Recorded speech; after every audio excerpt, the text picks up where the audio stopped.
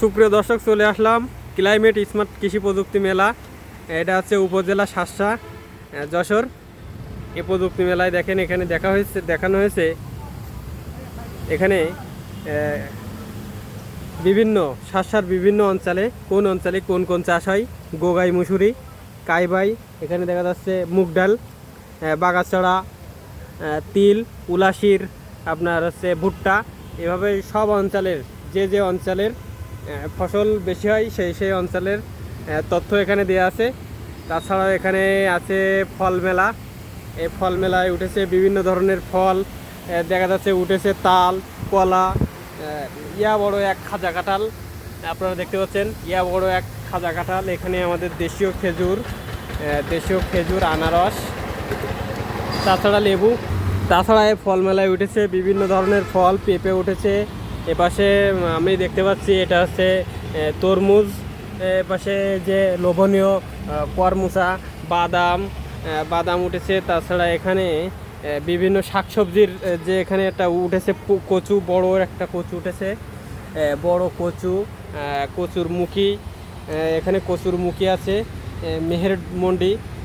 আচ্ছা, তারপরে আছে চিচিঙ্গা। হ্যাঁ, চিচিঙ্গা দেখেন আপনারা, বরবটি, মিষ্টা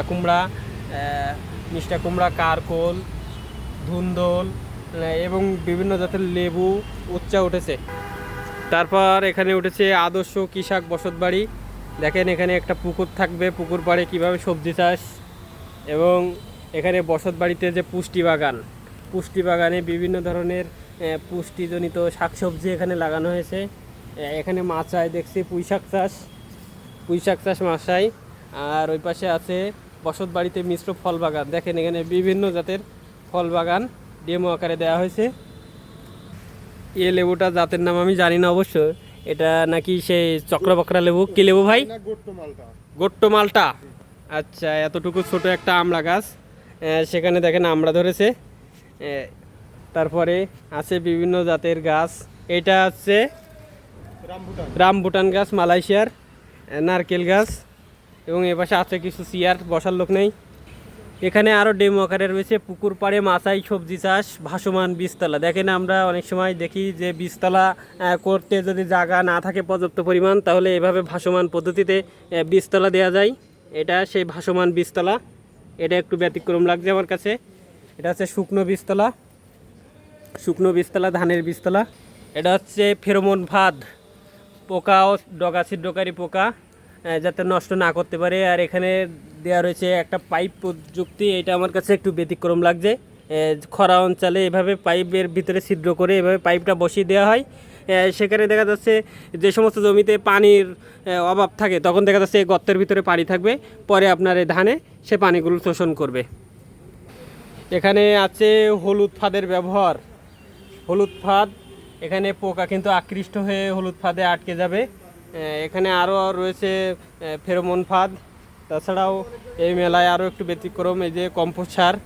যারা মাটির স্বাস্থ্য রক্ষা, ভালো মাটি পরিচর্যা করতে চান, তাহলে ভার্মি কম্পোস্ট সার ব্যবহার করতে পারেন, রাসায়নিক কীটনাশক বাদ দিয়ে। এখানে গ্রিন হাউস, পলিনেটেড চারা উৎপাদনের একটা ব্যবস্থা। দেখেন কত সুন্দর টেরেতে চারা কীভাবে উৎপাদন করছে। দেখেন পলি হাউস, টেরেতে চারা। এই যে দেখতে পাচ্ছেন আনারস। এবং যে গ্রাম প্রদর্শনীর মতো যে দেখা যায়, এখানে একটা সুন্দর একটা গেট। আর এই গেটের ভিতরে দেখেন কত সুন্দর আয়োজন, মাচাই উচ্চা চাষ, এখানে আরও বিভিন্ন বেগুন চাষ, আপনার হচ্ছে পুঁই শাক চাষ। কত সুন্দর একটা পরিবেশ। আর এই মেলায় এই দুই ভাই এসে, তোমাদের কেমন লাগলো মেলা দেখে? খুব ভালো লেগেছে মেলা দেখে।